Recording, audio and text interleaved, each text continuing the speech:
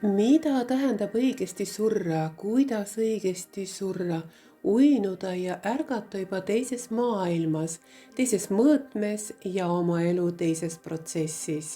Protsessis, mida inimene ise on kogu elu jooksul loonud.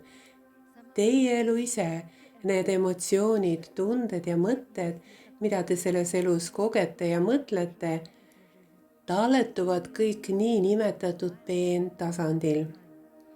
Peentasandil loovad teie mõtted, emotsioonid ja tunded nähtavaid kujundeid, nähtava maailma ja nähtava eluruumi.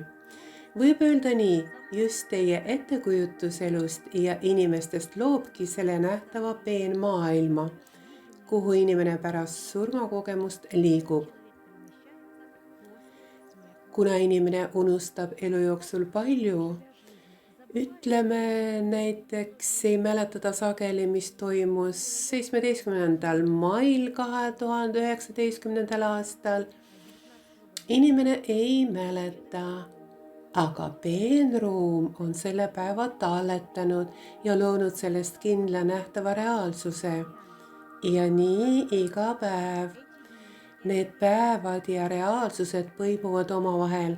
Te ütlete, kuidas see võimalik on, see on ju nii kõikehõlmav, nii palju informatsiooni, kuidas saab see nii olla? Jaa, mu sõbrad, seda on palju, aga ka siin olete te juba palju läbi elanud, mitte ükski päev pole olnud teisega sarnane ega identne. Ja nii kogesite te iga päev uusi emotsioone, puutudes kokku erinevate olukordadega, reageerisite te omamoodi, vahel väga hävitavalt, vahel pealiskaudselt, ja te elasite selle kõik läbi ning see kõik, nagu paljud spetsialistid ütlevad, salvestub ja talletub justkui magnetlindile.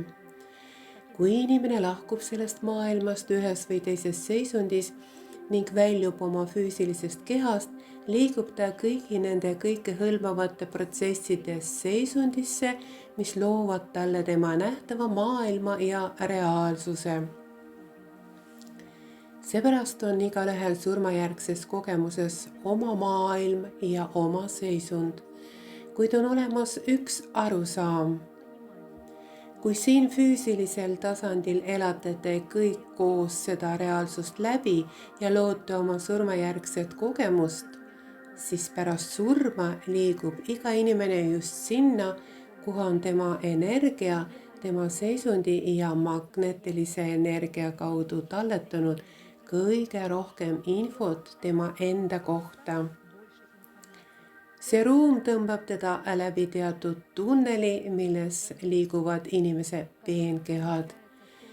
Ja sinna jõudes hakkab inimene oma surmajärgse kogemusega kohanema. Aga kuidas seda protsessi õigesti siis läbida? Tuleb areneda, sõbrad. Tuleb püüda mõista kõike selle suremise protsessi ja uue eluprotsessi kohta. Ning tuleb elada seda elu nii, et ka surra oleks kerge. On olemas selline arusaam ja vanasõna, nagu hea elu tuleb välja teenida, nii tuleb välja teenida ka hea surm. Selleks tuleb osata kõigile andestada, tuleb elu õigesti mõista. Tuleb teha inimestele head, tuleb aidata, eriti elu rasketel hetkedel. Ei tohi inimestest sulguda, vaid vastupidi, minna neile vastu avatud südame ja avatud hingega. Tuleb jagada ka viimast leivatükki, tuleb andestada ja mõista ning võtta kõik elu olukorrad teadlikult vastu. Tuleb mõista neid olukordi, mida need teis avavad, milleks need teile antud on, miks see teiega toimub ja milleks see toimub. Ja kui te oma olukordadele, elusündmustele vastuseid otsides õpite neid õigesti tajuma ja mõistma, siis just siis kujundate te peentasandil õige eluseisundi. Ja ainult sel juhul saab õigesti surra.